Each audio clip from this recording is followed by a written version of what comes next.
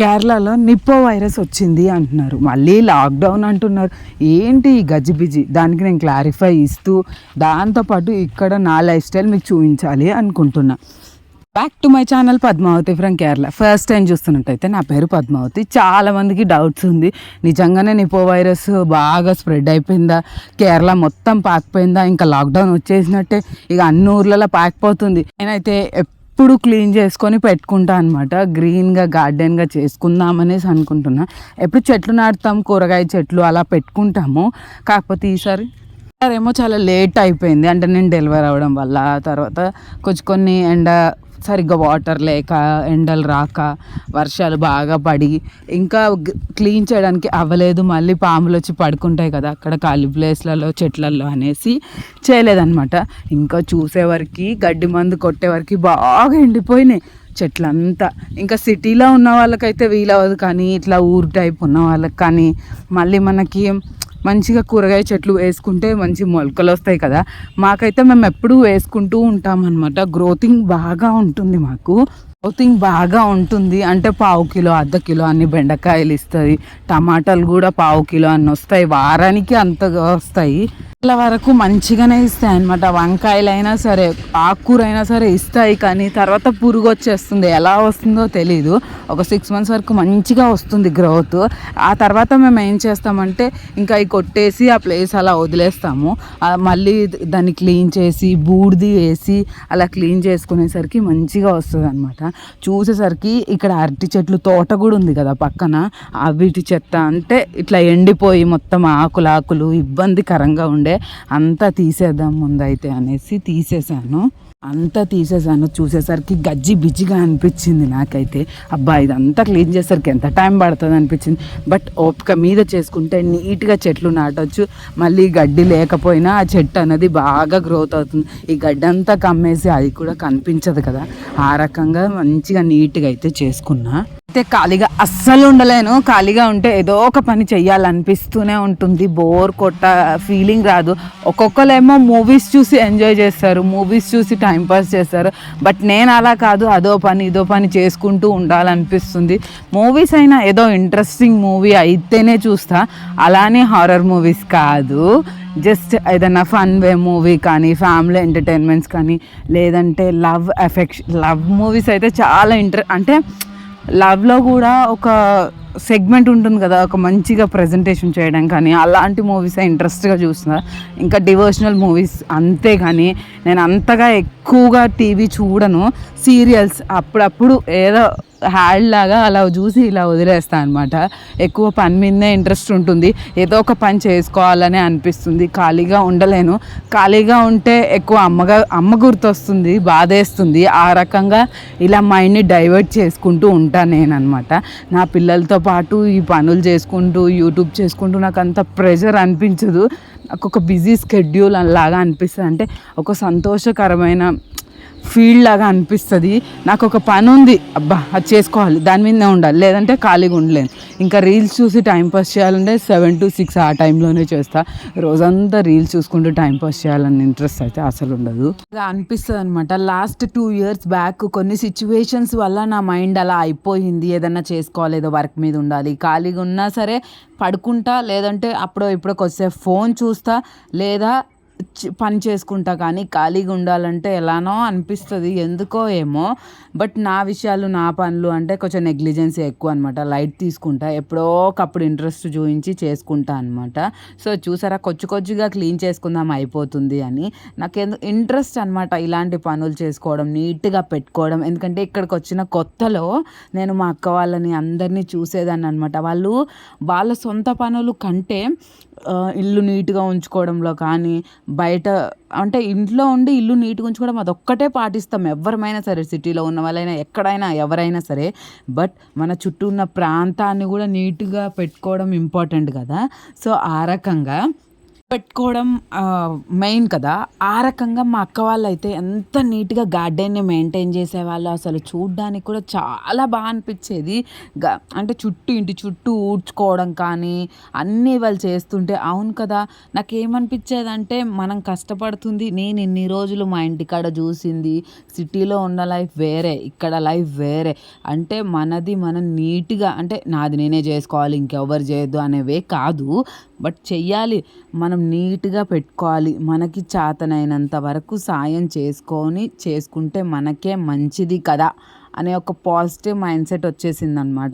అంత నీట్‌గుంటే మనకే బావుంటుంది కదా అని. మట్టిలో మాణిక్యం అంటారు కదా! ఆ రకంగా మనం మట్టినే మాణిక్యంలాగా చేసుకుంటే మనకే మంచిగుంటుంది కదా అనేసి ఎప్పుడు నేను నీట్‌గా క్లీన్ చేసి పెట్టుకుంటా అనమాట. అయితే నేను వీళ్ళని చూసి చాలా ఇన్‌స్పైర్ అయ్యానండి. నిజంగా చెప్తున్నా. వచ్చిన కొత్తలో నాకు కూడా అనిపిచ్చింది. సిటీ లైఫే బావుండేది. ఏంది ఊర్లో ఎట్లా బతుకుతా ఏంది అనుకున్నా గానీ, ఒక్కసారి అలవాటు చేసుకున్నాను. నన్ను ఈ ఊరికి అలవాటు చేసుకున్నా అనమాట. ఈ ఊరికి అలవాటు చేసుకున్న నన్ను ఈ పనులకు అలవాటు చేసుకున్న నేను మింగిల్ అయిపోయాననమాట. ఇవి అలవాటు చేసుకుందాం, వీటిని ఓన్ చేసుకుందాం. అప్పుడు ఎంత ఇష్టంగా మారుతాయో, అప్పుడు నాకు కూడా ఇష్టంగా చేయాలనిపిస్తదని. ఏ పని చేసినా చెయ్యాలి అబ్బా! తప్పదు నాది ఇదే అన్నట్టుగా నేను ఏది చేయను. ఇంట్రెస్ట్ పెట్టే చేస్తా. ఏది చేసినా నాకు నా వాళ్ళ కోసమే కదా చేస్తున్నా. అయినా చేసుకుంటే మనకే మంచిది కదా అని ఒక పాజిటివ్ మైండ్ సెట్‌తోని చేసుకునేదాన్ని.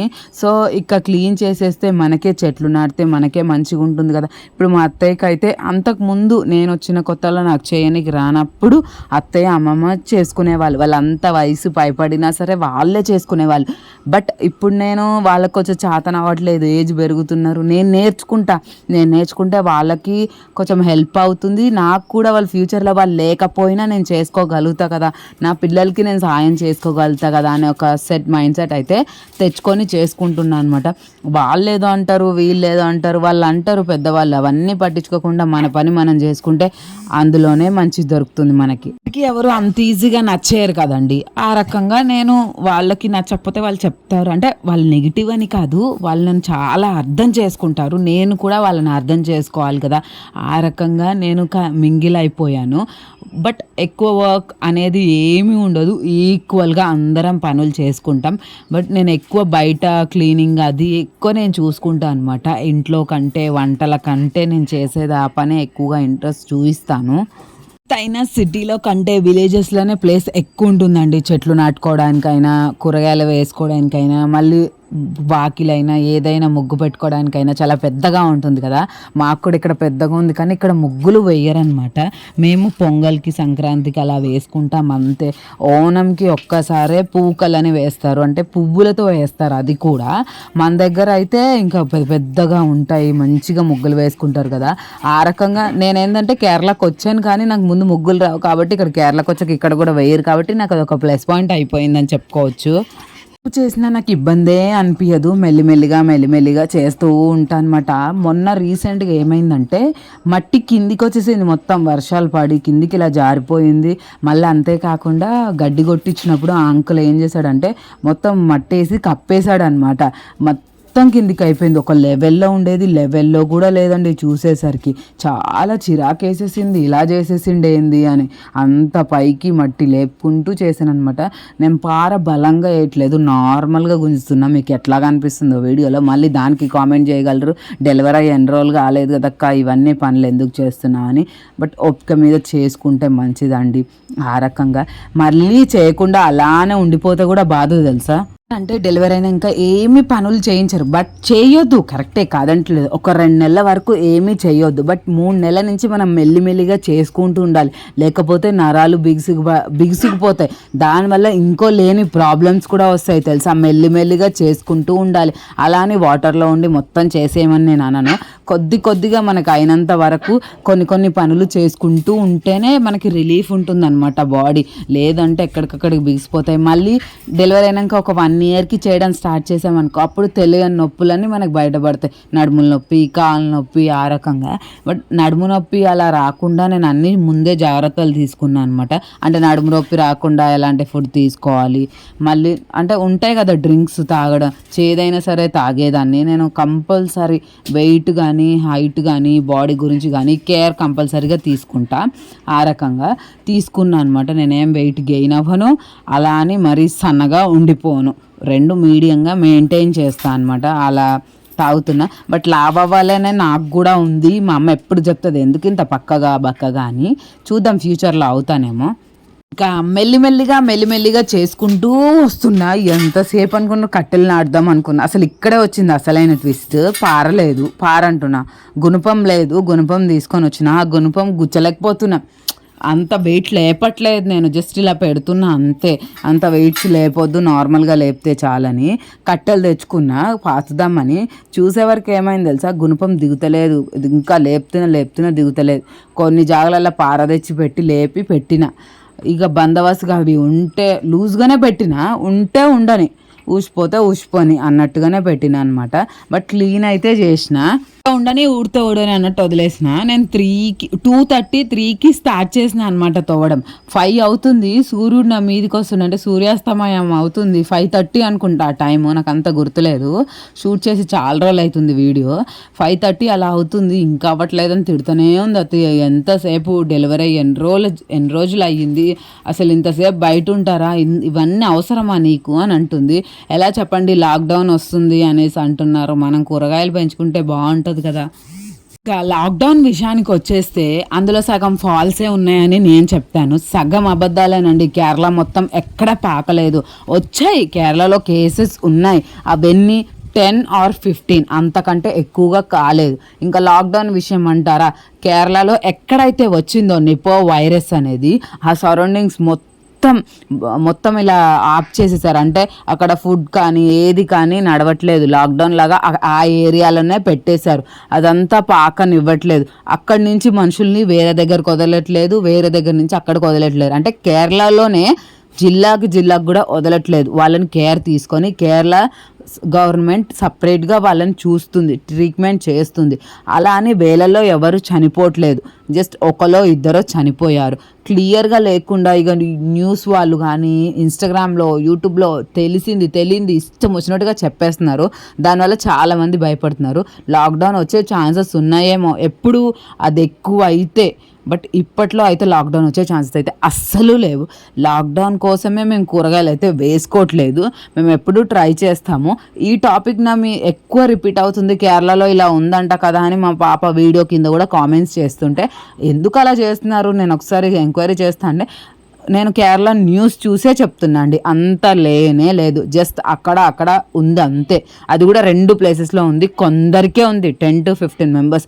అందులో ఒక్కరో ఇద్దరో చనిపోయారంట అంతే. ఆ న్యూస్ని ఎలా స్ప్రెడ్ చేసిందంటే, వేలల్లో 100,000 మంది చనిపోయారు, 1000 మంది చనిపోయారు, 110 మందికి ఉంది, 2000 మందికి ఉంది. ఒక్కొక్క దాంట్లో ఒక్కొక్కగా చెప్పి ఇంకా దాన్ని బ్యాడ్గా పోర్ట్రేట్ చేస్తున్నారు. కేరళ గవర్నమెంట్ అయితే చాలా కేరింగ్ తీసుకుంటున్నారు. అంతేకాదు కాకుండా మేము మా పిల్లల్ని స్కూల్స్కి ఎలా పంపిస్తామండి ఇలాంటి సిచ్యువేషన్ ఉంటే కేరళలో? మీరే చెప్పండి. అందరూ స్కూల్స్కి వెళ్తున్నారు, కాలేజెస్కి వెళ్తున్నారు, ఆఫీస్కి వెళ్ళే వాళ్ళ ఆఫీస్కి కూడా వెళ్తున్నారు. ఇంత సిచ్యువేషన్ ఉంటే చిన్నపిల్లల్ని స్కూల్స్కి ఎలా అలౌ చేస్తారు? గవర్నమెంట్ అయినా స్కూల్స్ ఎలా పెడుతుంది? మీరే చెప్పండి. ఇక్కడ నార్మల్గా క్రిస్మస్కే 10 days 15 days హాలిడేస్ ఇస్తారు పిల్లలకి, క్రిస్మస్ పండుగ అని అంత గ్రాండ్గా సెలబ్రేట్ చేస్తారు. అలాంటిది ఇలాంటి థింగ్స్కి పట్టించుకోరా? బిఫోర్గా ఎవరికో బాగాలేదు, నార్మల్లీ అంటే ఏదో పని వస్తుంది అన్నారు, ఎలి పని ఏదో, అంటే ఎలి అంటే ఎలుక జ్వరము అలాంటివి వస్తున్నాయి అంటే పిల్లలకి ఒక 1 month 15 days 1 month or 15 days correct గుర్తులేదు నాకు, అన్ని రోజులు లీవ్ ఇచ్చారండి. ఇలాంటి విషయాలు కేరళ గవర్నమెంట్ ఎలా పట్టించుకోకుండా ఉంటుంది? జర చెప్పే వాళ్ళైనా నమ్మేటట్టు చెప్పండి. మరి ఇంత ఘోరంగా చెప్తారా? నేను ఒక షార్ట్ వీడియో చేద్దాం అనుకున్నా, కానీ ఎందుకులే, మళ్ళీ దాని కింద ఒక 1000 కామెంట్స్ ఉంటాయి. మీరు ఎలా అనుకుంటారు, మేము చూసిందే చెప్పాము అని మళ్ళీ ఒక 1000 కామెంట్స్ ఉంటాయి, ఎందుకు వచ్చిందని. నార్మల్గా ఈ వీడియోలో నేనైతే చెప్దామనేసి అనుకుంటున్నాం. ఇంకా నేను ఆ పార్ట్ అంతా క్లీన్ చేసేసరికి ఇంకా ఆ పని అంతా అయిపోయేసరికి ఏమైంది తెలుసా, ప్రశాంతంగా అనిపించింది. చూడగానే అమ్మయ్య నీట్గా ఉందిరా బాబు అనుకున్నా. అటు చూసి ఆ కట్టెలు పాతే వరకు, ఇటు చూసేవరకు ఇంకా గడ్డి ఉంది. ఇంకా దీన్ని కూడా క్లీన్ చేయాలి అనుకున్నా. కట్టెలు అయితే లైట్గానే పెట్టేశానండి, అంత హెవీగా గుచ్చలేదు. వరకు ఎంత నీట్గా అనిపించింది తెలుసా అసలు. నాకు దూరంకెంచి చూస్తుంటే ఇక్కడ మట్టి ఏంటంటే చాలా బ్లాక్గా మనలాగా రెడ్గా మట్టి ఉండదు, నాటే మట్టి నల్లగా ఉంటుంది ఎందుకో ఏమో. బట్ మొలకలు మాత్రం మంచిగా వస్తాయి, గ్రోతింగ్ కూడా చాలా బాగుంటుంది అనమాట. ఇటు చూసేవారికి ఇంకో దగ్గర అబ్బా చాలా ఘోరంగా అనిపించింది. ఇంకా గడ్డంతా తవ్వేద్దాం అనుకున్నా. ఎప్పటికప్పుడు గడ్డి మొలుస్తూనే ఉంటుందండి, ఎందుకంటే వాటర్ కొడతారు కదా చెట్లకి, ఆ రకంగా మొలుస్తూనే ఉంటుంది అనమాట. మేము గడ్డి పారతోని తీసేసుకుంటాం, ఒక్కొక్కసారి చేయితో తీసుకుంటాం, ఒక్కోసారి పిచ్చిలేసి మొత్తం అది పెరిగేదాకా వదిలేస్తాం అనమాట. వదిలేస్తే అప్పుడు గడ్డి అంకుల్ని పిలిచి మిషన్తోనైనా లేదంటే తవ్వే వాళ్ళని పిలిచి తవ్విపించడం అయినా అలాంటి పని చేస్తాం. మట్టి అంతా కింద ఉంది, వీళ్ళు ఏం పని చేసిర్రేంది, నేనన్నా చేసుకున్నా నయం అయ్యేది, నీట్గా చేసుకుంటా అనేసి అనుకున్నా. అంత కోపం వచ్చేసింది నాకు. మొత్తం కిందికి వేసేసారు, ఒక లెవెల్లో లేదు, గుంతలు గుంతలు ఉంది మట్టి. అంటే గడ్డి మీద మట్టి కప్పేసారు, అప్పుడు తవ్వినట్టే ఉంటుంది కదా, ఆ రకంగా చేసారు. అత్తయ్య కూడా అప్పుడు అంటుంటే ఏమో అనుకున్నా, తర్వాత చూద్దాంలే అనుకున్నా. ఆ తర్వాత నేను అంటే ఇంటికి వెళ్ళడం, డెలివరీ అయిన తర్వాత ఇంకా నేను పట్టించుకోకపోవడం చాలా. నేను 6 months నుంచి 7 months నుంచి అస్సలు దాన్ని పట్టించుకోలేదు, ఎందుకంటే కడుపులో ఏదో ఇబ్బంది ఉంది, హెవీగా వర్క్ చేయొద్దని డాక్టర్ సజెస్ట్ చేయడం, ఆ రకంగా అస్సలు దాన్ని వదిలేసినాను. మొత్తం చేసేసారు, చెడగొట్టేసారు అనిపించింది, కోపం వచ్చేసింది. ఇంకా కిందికెళ్ళి మట్టంతా పైకి వేసుకునేసరికి ఒక లెవెల్గా వచ్చింది. భయ ఏదైతే ఏంది కష్టమైనా సరే మంచిగా చేసుకున్నా, ప్రశాంతంగా పండుకోవచ్చు అనుకున్నా తెలుసా. ఎంతసేపు అయినా నాకు విసుగు రాలేదు. ఆ తర్వాత వాకిలు ఊడడానికి వెళ్ళాను, ఆ వాకిలు 5 నిమిషాలు చిట్టపట ఊడ్చేసినా కానీ ఇది నీట్ అయింది చూడు, అక్కడ వచ్చింది నాకు సంతోషం, చెప్పలేనంత ఆనందం.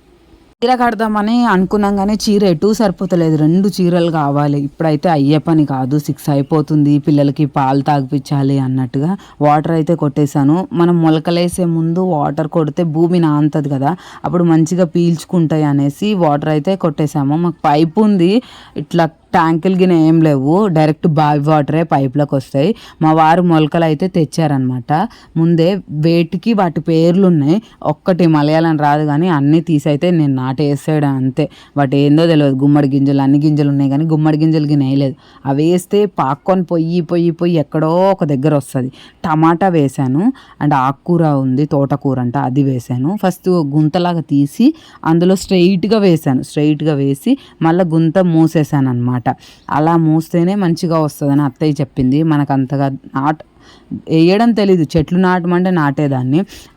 కనకాంబరాల చెట్టు నేనే నాటాను, ఆ మందారం చెట్టు కూడా నేనే నాటాను. మంచిగా గ్రోత్ వచ్చింది, చాలా సంతోషపడిపోయాను. రాకపోయి ఉంటే మాత్రం అదిరిపోతుండే, మా వాళ్ళతో ఎట్లా పెట్టిందో ఏమో రానే లేదని తిడుతూనే ఉంటుండే.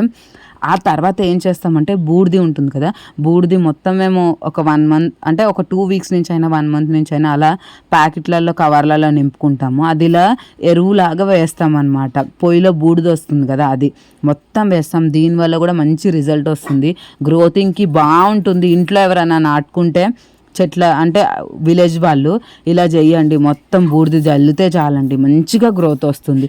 వాళ్ళకి వీలు కాదు కానీ ఊర్లో ఉన్న వాళ్ళకైతే వీలవుతుంది. ఇలా ట్రై చేయండి. నా వ్లాగ్ ఎలా అనిపించిందో చూడండి, సబ్స్క్రైబ్